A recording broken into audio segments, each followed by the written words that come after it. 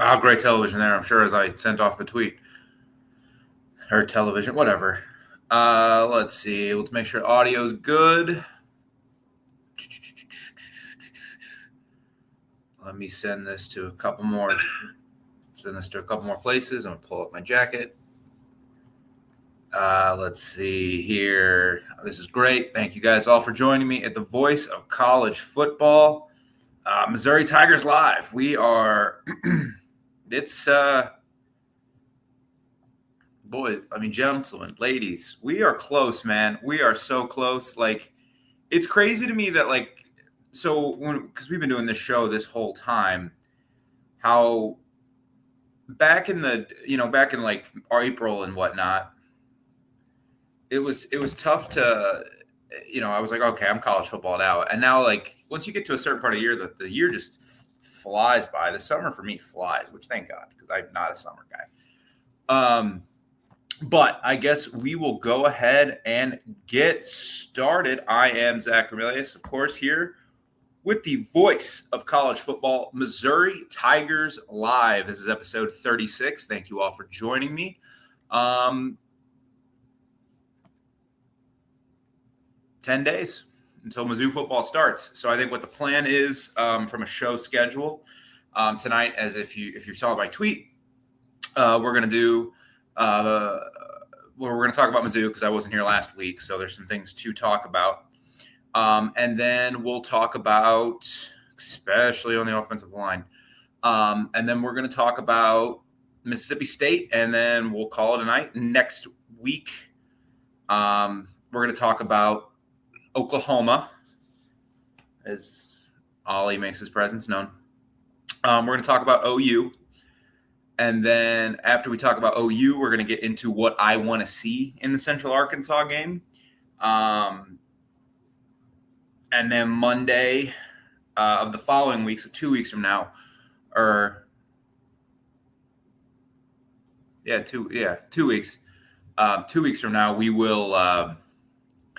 we'll preview Arkansas, and we'll do Kansas preview. So I expect to wrap up basically all my Central Arkansas talking points that night. I don't think we're going to see a whole heck of a lot. I think you're going to see a spring game offense. Good buddy. I think you're going to see a spring game offense. I think you'll see both quarterbacks. I think you'll see I'm not quite 100% sure what you're going to see, but let's go ahead and get into it. There's still a QB battle. Eli is not named as starting quarterback. Now, this could mean one of a few things. One, the first one is this is kind of where I'm leaning. He's picked a winner, and it's going to be Bo. However, Bo is a running quarterback, and Sam Horn has not played any college football. He hasn't played. So his freshman year is 2022. So this is his fourth year on campus. He hasn't really played. He got a few snaps against South Dakota a few years ago, or 2023. Last year he was hurt with baseball. You got to keep him engaged because Bo is a running quarterback. And if he gets hurt, especially as they start to get into that grind of an SEC schedule, you need Sam Horn to be ready. And if Bo stinks, like he's never been a starter. You need to keep Sam Horn engaged so that he's ready to go. So that's kind of where I think we are. I think he knows who the starter is going to be, but you have to keep Sam Horn engaged because if Bo gets hurt or he's not as good as you hope, he needs to be ready to play.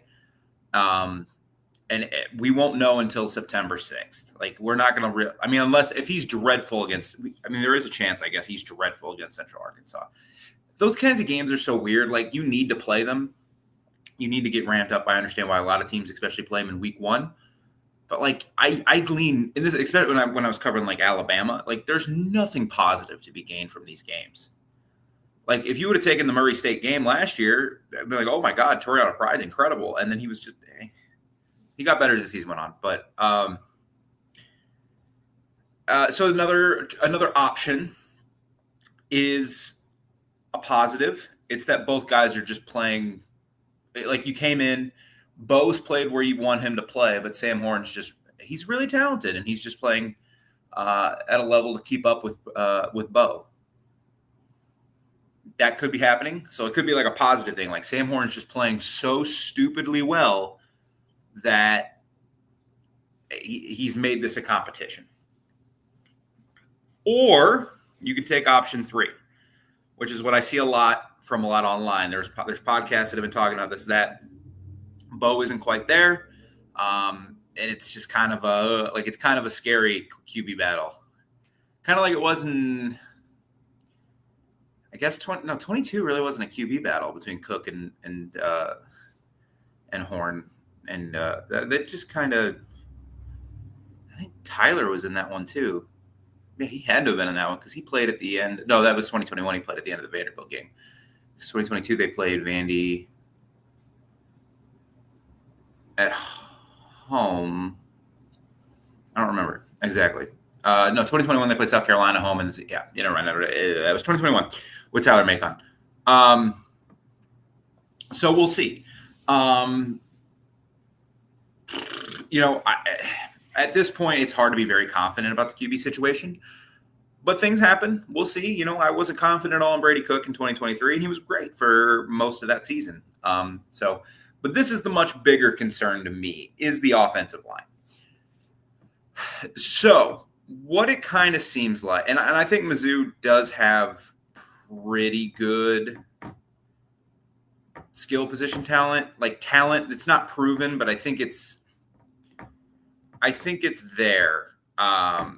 You have Hardy in the backfield. Everyone knows how good he is. Everyone's excited about Hardy in the backfield. But,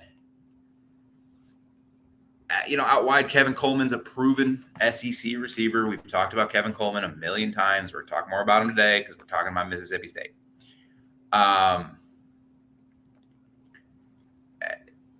Josh Manning showed glimpses. Marquise Johnson has shown glimpses, but nothing crazy has been happening. As far as you can tell at camp, now they don't get to watch like the guys that cover camps. I wish I could. I would love that job, but no, I got to work mine. Trying to pull up the practice notes from somebody that I enjoy reading, but I'm very nervous about the offensive line. So it looks like it's going to be Keegan Trost at right tackle, which is good. He came in and he was kind of supposed to be the tackle. And this is just kind of my best guess. He was kind of supposed to be the tackle there. So that's good. You should be happy about that. It looks and sounds like Dominic Guidance. Again, I keep looking for video on how it's pronounced, and I just never get it. So, but he's going to be at guard. Connor Tolson, obviously at center. That's, we're good there. Here's where it gets interesting. Caden Green has been the guard. He was the guard last year. He's been getting a lot of preseason hype, a lot of preseason All-American nods, All-SEC nods. He's going to look like he's going to play left tackle because the guys they have that wanted to play tackle haven't been good. I think the hope was that Logan Reichert would take one of these guard spots. It just hasn't happened, unfortunately. And when it doesn't happen, you need guys to fill spots. Caden Green was recruited as a tackle. So maybe that's kind of where it comes out. But I'm just kind of looking like even this preview mag, they have it as Javen Richardson should have been the starter. He's not going to be the starter. And it's not going to be Johnny Williams, the transfer from West Virginia. It's not going to be Jalen Early, the transfer from Florida State, which, thank gosh. I don't know what it is. I've been on a huge Florida State's got some really good YouTube people, and I've been watching one that's just been breaking down film because I'm just trying to learn more. God, these blisters are so painful. And he just wasn't good. So that's okay. Green's going to be a tackle, and good on Curtis Piegler. He looks like, he was working with the ones a little bit today, and I think there's a decent chance when you roll him out next week that he's going to be out there. But Caden Green being at left tackle when he was supposed to be your stud, like Tullis and Green was supposed to be like, all right, 3rd and 1, where are you going with the ball? 3rd and 2, where are we running the football? And it's like, all right, they're Tullis hitting Caden Green. It's a little worrying. Keegan Trost also not great at Wake Forest, but we'll see. Eli's had a lot of hype. You know, he's talked about the offensive line. He says he feels pretty confident.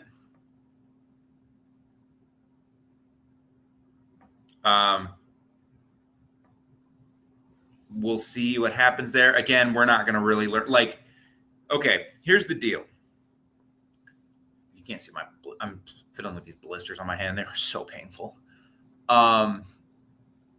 Here's the deal. The Missouri Tigers offensive line should be able to push around Central Arkansas. It should be able to push around Kansas. It should. Kansas defense was not very good last year. We went over that like 2 months ago when we started doing the previews. They should push around Louisiana. But in week 4, a fellow by the name of Dylan Stewart comes to town, and that could be an issue. He's a bit of a stud. So we'll see what happens there, especially at tackle. But Caden Green getting bumped out, you know, maybe it's one of those things where Eli, because Eli has always said, like, we're going to put our best 5 out there and we'll figure it out from there. Now, obviously, like, you know, you weren't going to put like Javon Foster at guard so you could fit, or Armin Membu at guard because you had to get somebody else at tackle. That's just not going to happen. But if this is a way to get their best 5 out there, then so be it. Now, I do think the good news for Mizzou is I think their defense is going to be really, really good. So they have time to figure it out. They have time to kind of acclimate. Again, this is not a team playing for – this isn't last year's team where you were playing for the playoff and, you know, trying to get in, and maybe you win a game. Maybe you win 2. You know, see what happens when you get in there. This team's simply trying to win 8 games, I think. Like, I think you're trying to hit the over on your win total.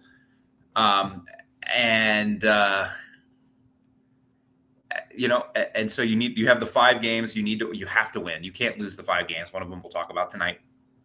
And then you have the 7 others that you need to go 3 and 4 in. And so to go 3 and 4 in those games, the offensive line has to be good. But you do have time to kind of ramp it up. Like if you lose to South Carolina, that doesn't take away your chance to go win 8 games. It does hurt because if you beat South Carolina, like I'm having dreams of 5-0 Mizzou hosting Alabama coming off a bye week. And unfortunately, that game's at 11. I understand why it's at 11. But that would be fun. Now Mizzou's going to lose by like 3 scores, but to Alabama, just because that's how it works. But it'd be fun. So the offensive line, I think, still to me is the biggest question for this team. It's not quarterback. Quarterback, I think, will be largely dependent on the offensive line. Like if the offensive line stinks, I think you kind of have to play Bo just with his ability to move. Now, Sam Horn is a good athlete, but we'll find out. You know, the unfortunate thing with Mizzou scheduling is like, unless it's disastrous, we're not really going to know how good or bad this offensive line is until week 4. So we'll go from there.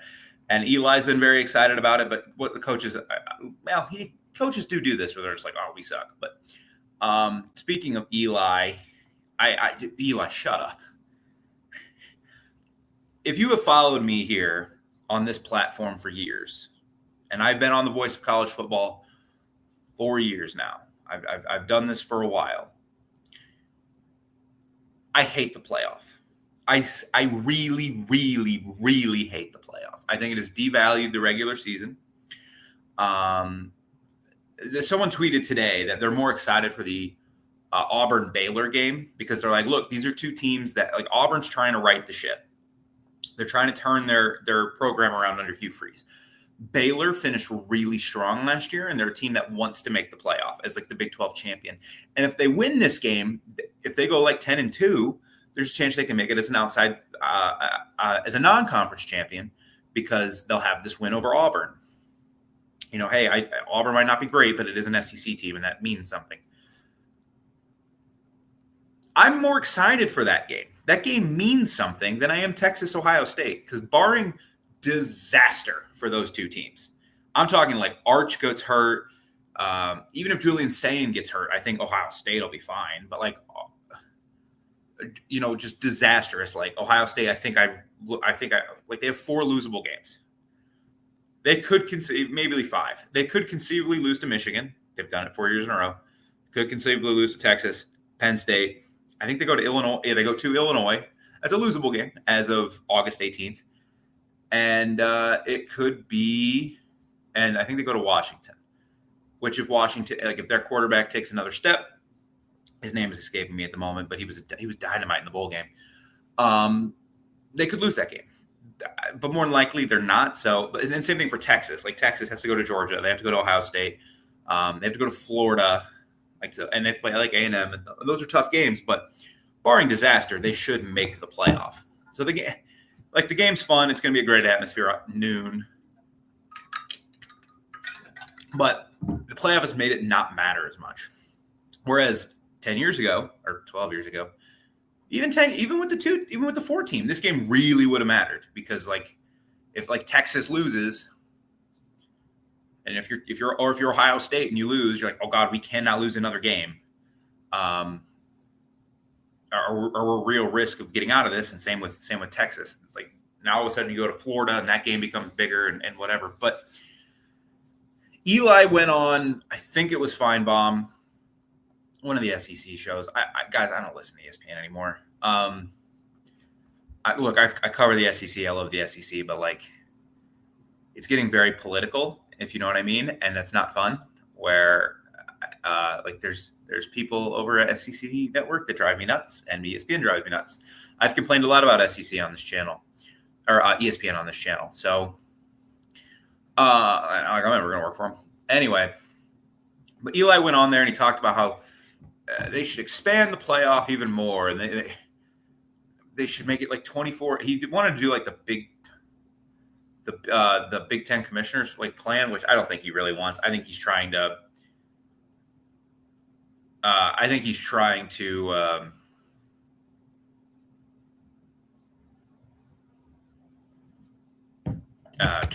He wants the model that the Big Ten wants, which is this. I forgive me. I've been prepping a lot of Mississippi State and stuff today, and I had work and all the other stuff. But I do think that he's just using that as a cover to make his real idea not look so bad. It's like when you go to your parents and never mind. But he said something about 30 teams and it was at SEC Media Days and expanding the playoff and how the NFL puts 44% of the team. Eli, shut up.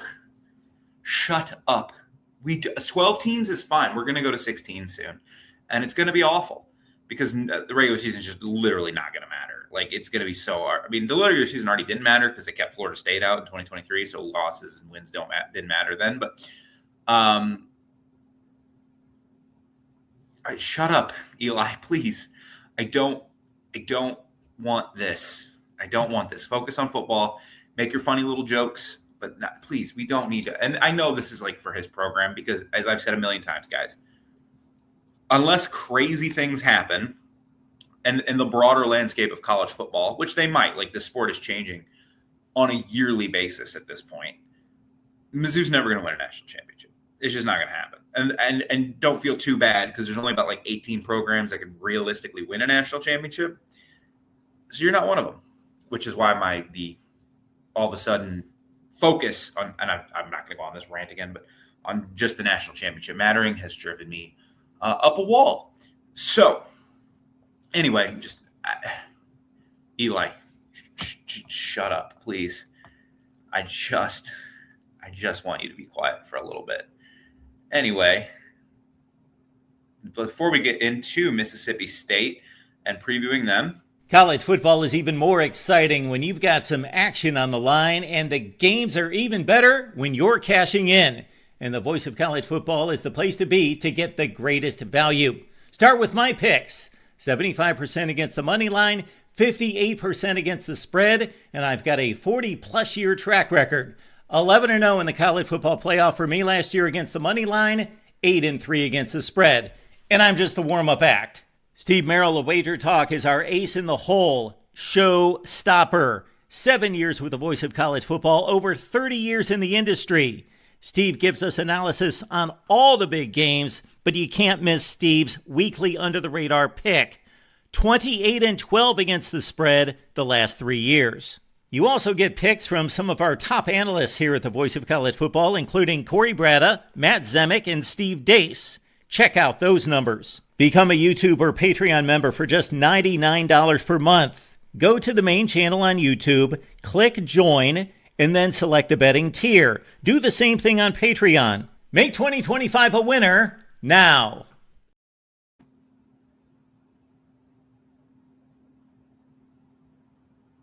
Alrighty. We are back. I hope you all enjoyed that. Here at the Voice of College Football, you can find Mark over at Mark Rogers at the Voice of College Football. He covers the sport every day, wall to wall. Guys, go follow him. And I want to thank him for letting me do this. I've had so much fun doing this for a few years now.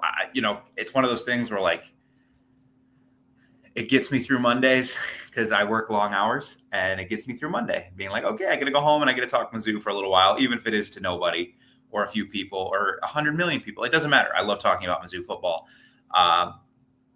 And so I just love the fact that, everyone's going through rough times, and the fact that, I can come through on here and just not shut up for a little bit about my favorite college football team. And one of the few things that, as I get older, brings me joy. Anyway, I'm being sarcastic. There are a lot of things that do. Don't read too much into that. That was just me making a joke. Anyway, now let's continue with our team previews for the 2000. What in the hell was that? Let's continue with our previewing of the 2025 Missouri Football Tigers schedule. Like I said, next week we'll do Oklahoma, and then the following week we will do Arkansas. And we'll do Arkansas preview, Kansas preview that same night. Central Arkansas coverage is going to be done and wrapped up unless something weird comes out on Thursday night. So I do like that it's Thursday night. I'm not to go back on a tangent because then Saturday I can just watch games. And even though games are kind of spread throughout the week, it's just fun. Anyway, Mississippi State, the Bulldogs last year went 2-10 in Jeff Lebby's first season as a head football coach. Not great. They were 86th in points for, 118th in points against, according to College Football Reference. Just not. The two teams they beat were Eastern Kentucky and not Toledo. Good Lord, not Toledo. And UMass, which what SEC team didn't beat UMass last year apparently.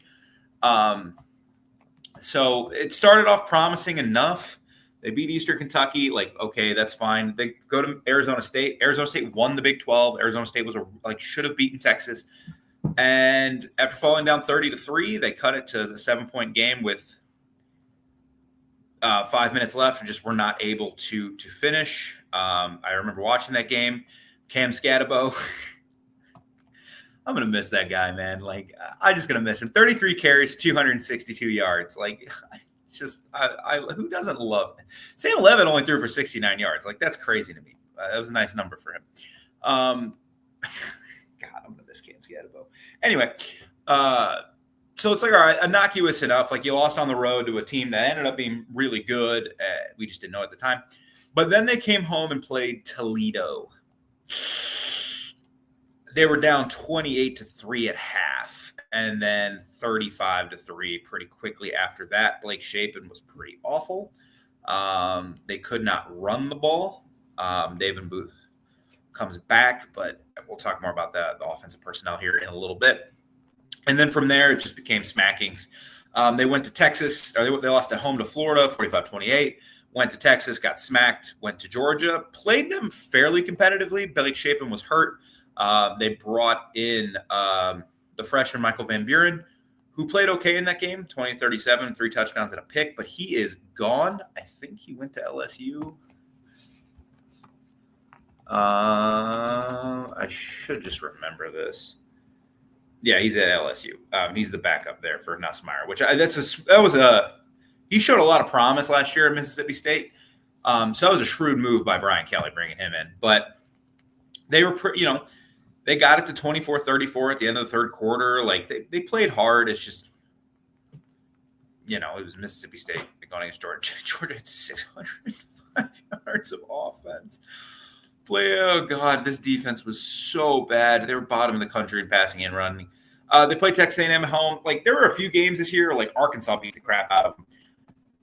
Watching some of these games, like the Texas A&M game, the Arkansas game, because, like, things were getting a little close, it really did feel like some of these teams just kind of knew, like, hey, we don't have to. We can run our spring game offense against these teams and just kind of whip them against this team. It was 24-17 or 31-24 with 13 minutes left in the game. Kevin Coleman had a touchdown. I think some of these teams did not take Mississippi State seriously last year. I don't think you really had to. I think that, like, Arkansas, beat the crap out of them because Arkansas was viewing his game like, all right, we have to win this one. Mizzou, just had their season ended by South Carolina. Not that Mizzou was going to make the playoff anyway, but, with 3 losses, the door was firmly slammed shut. And they went in there and really handled business. They went up 28-10. They just took care of business. They didn't destroy them or anything. They kind of did what Eli does in these games, where at some point you would like if they would just blow them out. That's not how Eli works. But yeah, just a bad year for Mississippi State. They did put in a lot of work in the portal. They brought in. Screw up on my notes. I don't want the recruiting. The transfers. They lost 34 players to the portal. They brought in 37 players to the portal. They brought in 34. 17 are linemen. They brought in Fluff Bothwell, who is one of the coolest names and a really good running back. To be fair, he's a good running back at South Alabama. If Mizzou didn't get him Hardy, I do think that Bothwell would be like the new SEC hyped up back. As a freshman, 11 carries, 832 yards last year. They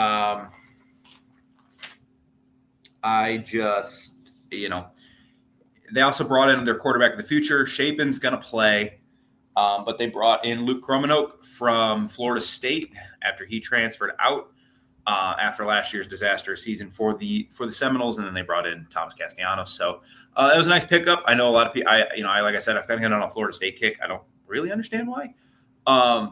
Maybe just because I know a podcast where they break down film and it's really interesting. And I know their guys really like Luke Kromenoke. They're just last year's Florida State team. No one would have been good there. James Winston might not have had a lot of time there, but. They do bring in a lot of new guys. They kind of have to. They went 2-10. So we're going to talk about Jeff Lebby.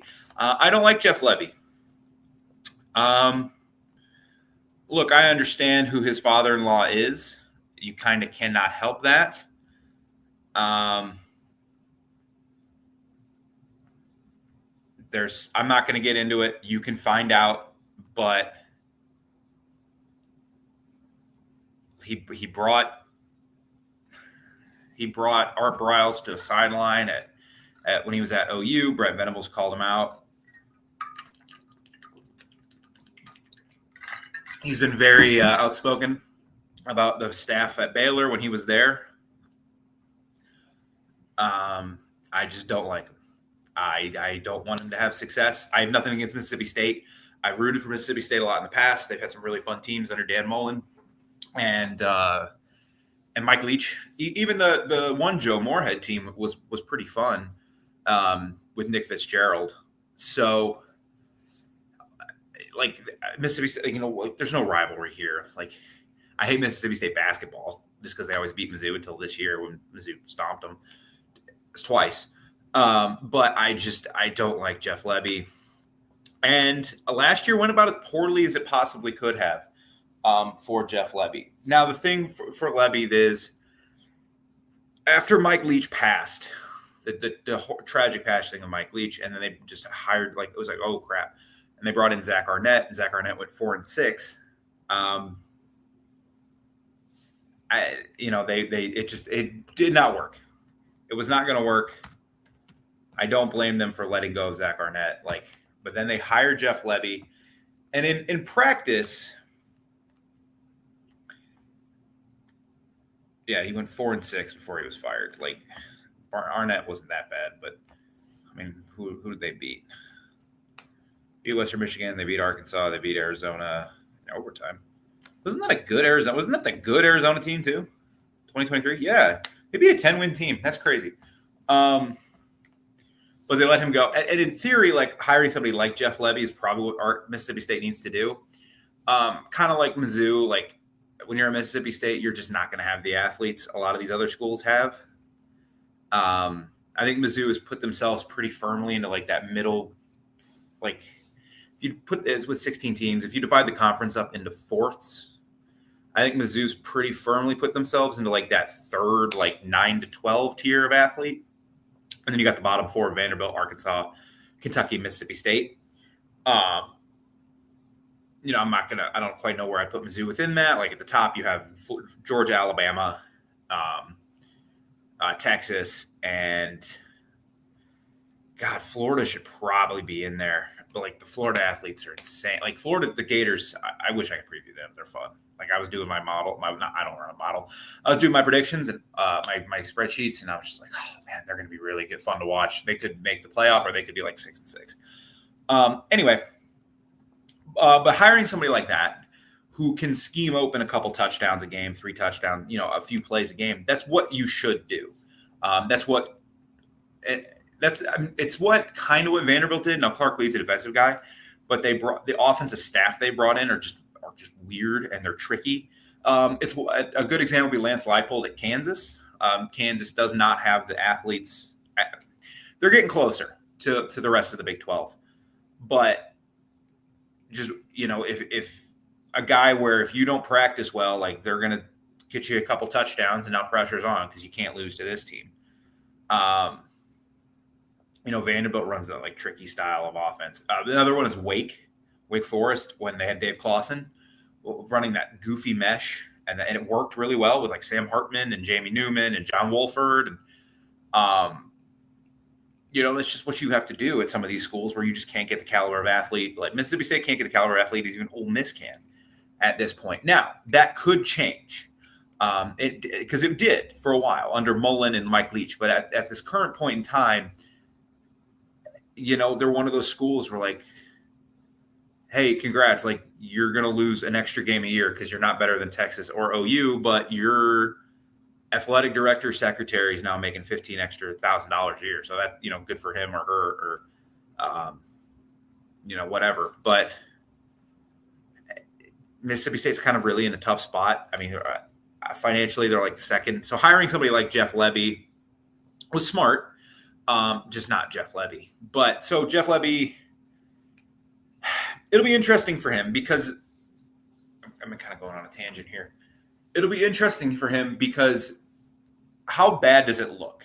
Last year, they looked pseudo competitive. They bring back Blake Shapen. I know I listen to a lot of people that really like Luke Kromenhoek. They bring in Fluff Bothwell. They brought in a lot of linemen. Presumably somebody's going to hit there. I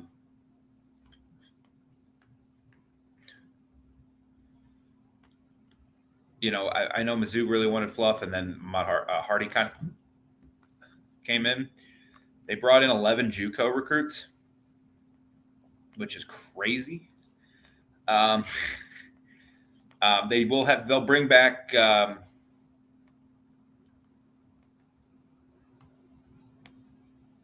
they bring back Blake Shapen. Blake Shapen, when he was at Baylor, he was okay, and then he's coming back for a 6th year. He 8 touchdowns, 1 pick. He's fine. I think they have a good running back room.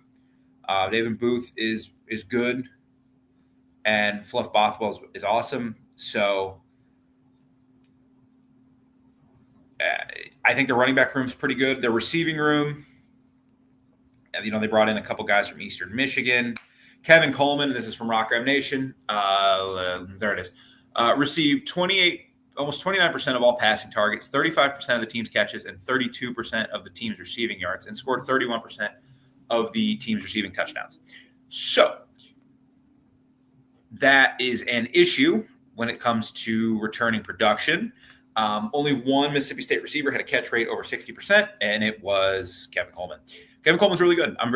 The more, like, when he came over from Mississippi State, I was like, cool. Like, it's cool that he's coming to St. Louis. He's really talented. The more I look into it, the more I'm like, man, he might just be awesome. And I should know that. But unfortunately. So Jeff Lebby's whole thing is the offense. They're just going to mix and mash on their O-line. So I think with him for Lebby this year, it's really going to depend on how it looks. Like, if they're getting crushed again and teams just kind of look like a daisical against them, like Georgia did, like Texas A&M did, Tennessee didn't look like they really wanted to be there all that much. Like, you got to fire them. If they go 2-10 again, or their win total, I think, is 3.5. So, what's best case scenario for Mississippi State as we sit here on August 18th? Things do happen in college football. Like, I don't think anybody predicted Arizona State to win the conference last year in the Big 12.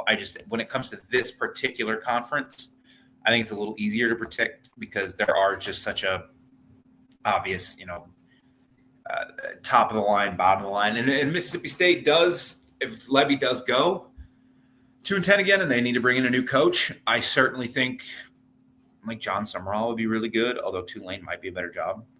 Then you might have an easier job making the playoff at Tulane than at Mississippi State at this point. You'll make a lot of money though. So we'll see. The Mississippi State defense just dreadful last year. It was the worst of the two units, and they can't even blame a starting quarterback. They were one of the worst teams. They were like bottom 10 in defending the pass and the run. One of the worst third worst havoc rate in the defensive line in the country. The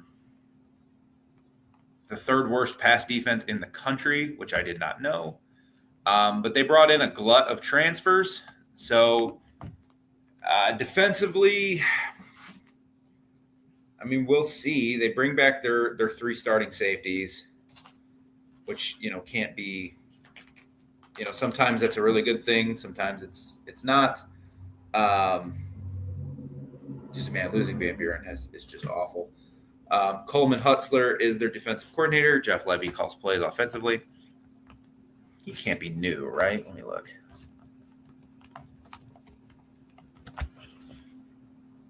Whatever. I just not a. It just can't.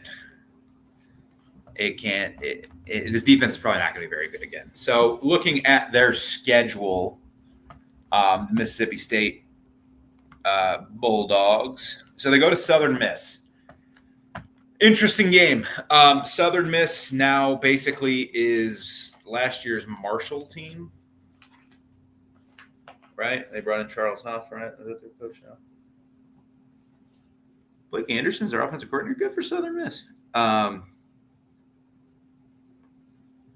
They brought in a lot of players from Marshall. And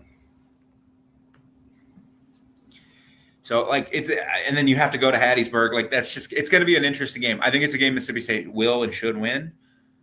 But, for your first game with the amount of transfers you had to bring in, like, at least the Southern Miss transfers all played together. It'll be interesting. Again, I think Mississippi State will win. I just think like Blake Shapen has seen enough college football. He's not going to be shaken up by we'll see. But it's a game I'm going to have on.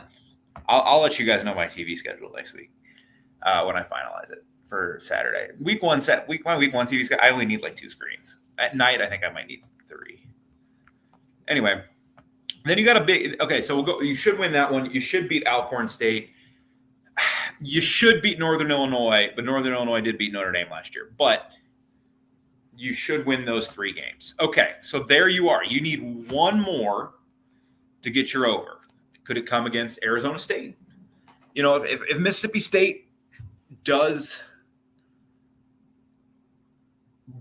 win at Southern Miss, Starkville's going to be pretty hopped up for that game. Starkville is a sneaky tough place to play. It can be, especially if you're Arizona State. And I think Arizona State's going to be really good, but their caliber of athlete is just not crazy better than Mississippi State.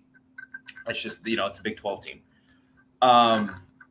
You know, or can you catch somebody napping? Can you catch Tennessee napping? Like, who does Tennessee play before they head to? I think they go to Starkville, right? Yeah. Who does Tennessee have? Never mind. They go to Texas A&M. They go to Florida. You know, Texas at Arkansas. Can you get Arkansas? Like, I'm sure they would prefer Arkansas or Mizzou at home. Those are probably games they feel like maybe they could get at home. I don't. I have them at 3-9. I think they lose all their games, and I think Jeff Levy's out. I just don't think this is a good team. I don't think this is a good roster. I just don't think. I think it would not surprise me if they kept Jeff Levy. And with the settlement and all the money that's going to be coming in, they thought, okay, maybe give this thing a couple years. Because I do think you keep Levy, you fire Levy.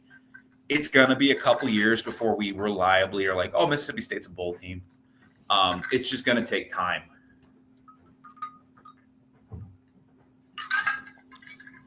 The unfortunate passing of Mike Leach has really thrown this program into flux and into a place where it's going to be tough, man. It's going to be tough for them to really get to a place. Like, I kind of like Mizzou. Like, they're a team that's never going to win a national title. They need to get to. They want to get to a place where like Mizzou's at right now, where I think Mizzou's floor is probably 7 wins, depending on schedule, of course. You know, like next year's schedule, the floor might be like 5 wins. So we'll see. But like, you're an SEC team, and you're probably not a top 70 team in the country. And there's only one. They're the only one like that. They're very clearly the worst team in the SEC, again, as of August 18th. Last year at this time, we thought it would be Vanderbilt.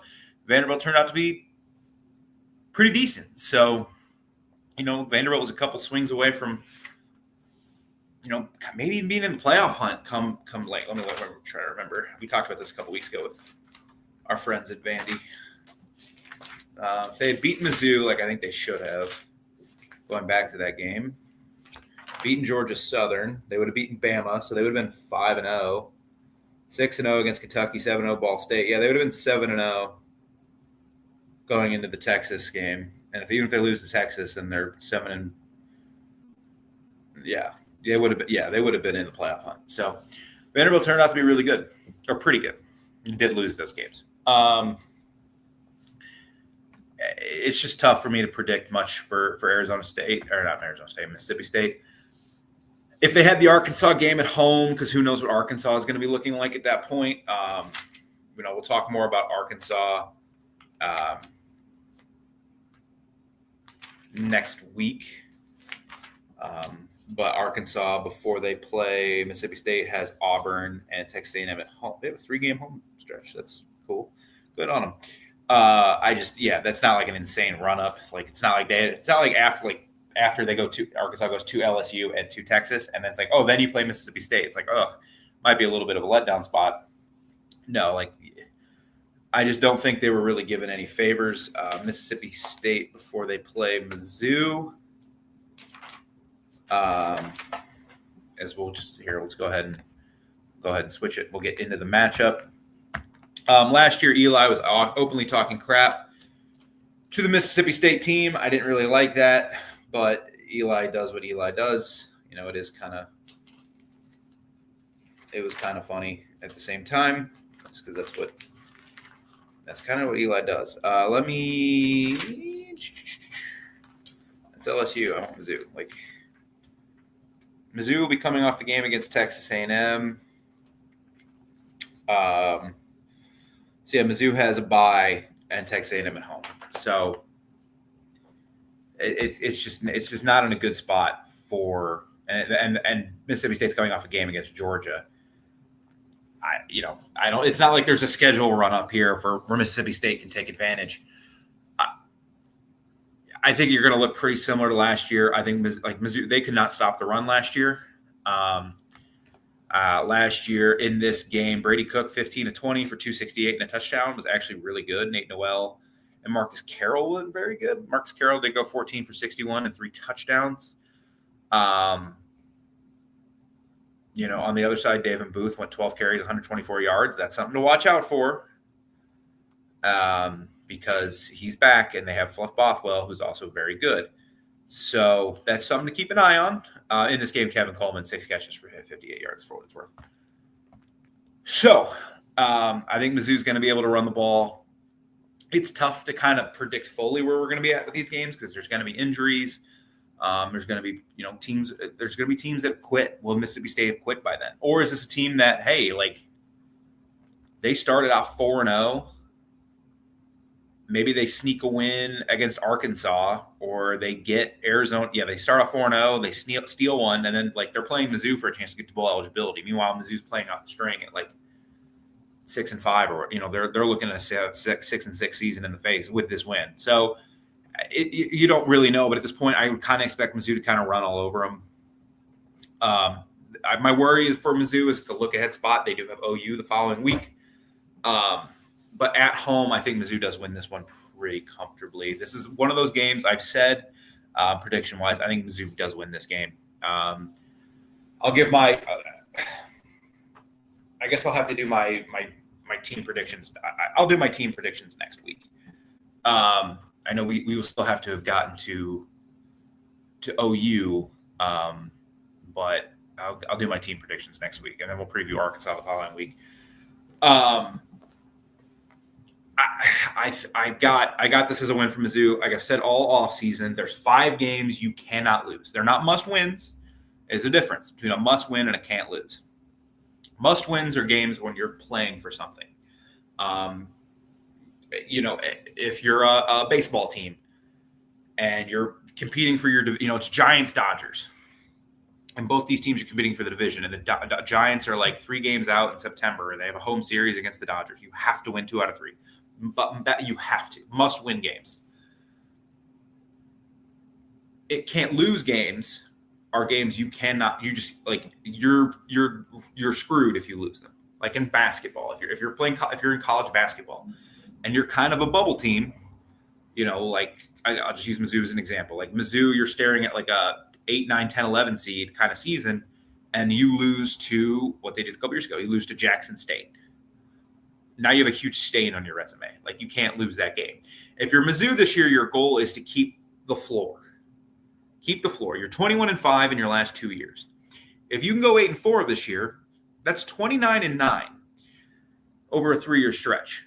That's pretty good for the Missouri Tigers. And we'll see what happens in the next couple years with the schedule changes and the new, with Zollers taking over probably in 26 or 27. With the portal, you just don't know. Anyway, this is the game you have to win. You cannot lose. You can't lose this game. You can't lose the 3 UMass. We didn't even really preview UMass, did we? We did. We did it with Central Arkansas. Yeah, you can't lose Central Arkansas. You can't lose UMass. You can't lose Louisiana. You can't lose this one. And you can't lose to Kansas. You just can't lose those games. With where you're at as a program, losing those games would be very detrimental to your national perception and the floor of what your team can be. And right now in college football, your floor is probably more important than your ceiling, just for relevance. And when we start moving closer to those super conferences, like your ability to get into one of them.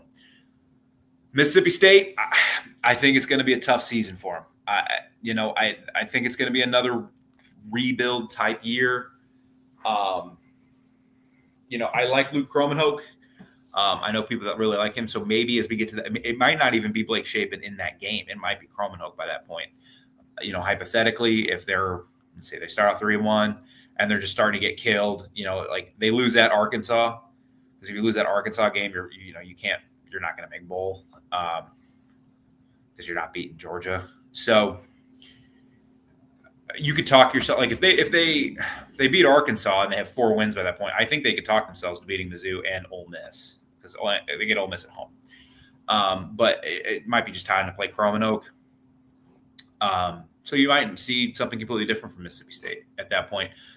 I just think it's going to be a long year for them. I'm not a huge fan of Jeff Lebby, and I don't think they're very good. I have nothing against Mississippi State. I kind of hope that they make a good hire next, because it's a program that we have seen.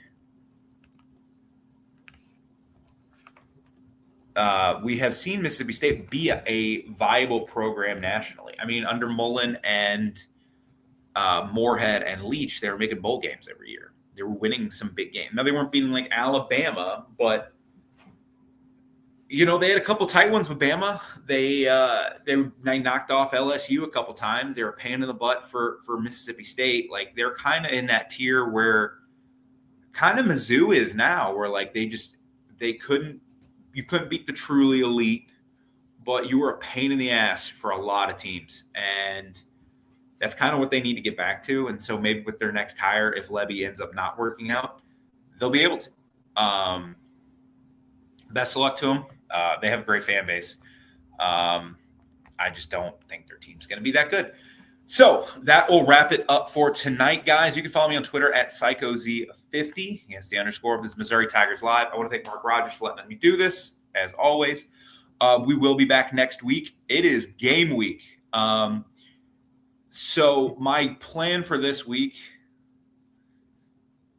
is Saturday. I do have to work, but I'll be home like 12:15, 12:30.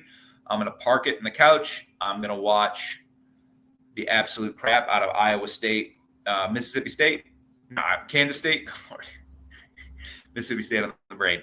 Watch the absolute crap out of that game. And then, I think I'm pretty intrigued by – I'll watch Fresno State, Kansas. Like, the thing Mizzou also has going for it in this game against KU is I think Kansas will beat Fresno State. I don't think I'm saying anything controversial there.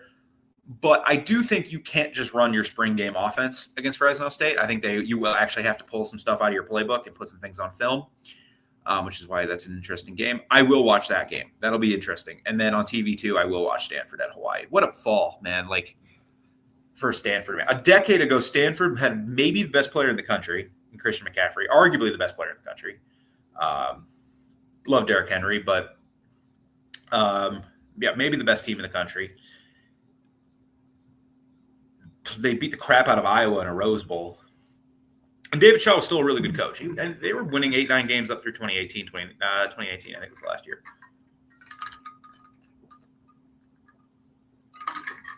And now in 2025, they have Frank Reich, who's made it like clear as hell he's only going to be there 1 year. They're in the ACC. It's just not going to work out. And they're road dogs to Hawaii. Yeah, they're 2.5-point underdogs, so it's a pick 'em. But it shows how quickly things change in this sport. Even 10 years, 10 years ago, Stanford was like, if they just didn't lose to Notre Dame they beat DeShone Kizer's Notre Dame team. Who did they lose to? If they didn't just lose to Northwestern week 1 randomly, they might have played for the Natty. So, just an interesting 10-year there. Why is that Boise State South Florida game at 4:30? I'm going to watch the crap out of that game before Mizzou starts. And I'll watch Ohio Rutgers. East Carolina, NC State might get a TV too. Like Jacksonville State? No, not Jacksonville State, USC. Like, what else will get a TV? I sent Central Mizzou, Central Arkansas, Mizzou. Nebraska, Cincinnati, I kind of want to watch. And then Friday, you've got 3 games I really want to watch. So, all righty, guys. Enjoy your Saturday. We're back. We finally made it. I know it's only a little teaser. There's really only 3 games to watch. Like, if you're a sicko and you're watching Dan Mullen's debut at UNLV, like, good on you, or Sam Houston, Western Kentucky, actually, that game might not be that bad. I might actually keep that one on. That one, actually, I actually might watch. But you guys have a wonderful time. Welcome back to the season. We'll be back here next week at 7 o'clock I think what we're going to do is preview OU. We're going to do any news and notes, kind of like tonight. Any news and notes, we'll preview OU and their new look offense. And then we will do next week might be a little bit of a longer show. we'll then do Mizzou predictions and what I want to see in the Central Arkansas game. Guys, 10 days. I could not be more excited. It's here finally. You guys have a great weekend, and I will see you next Monday. MIZ.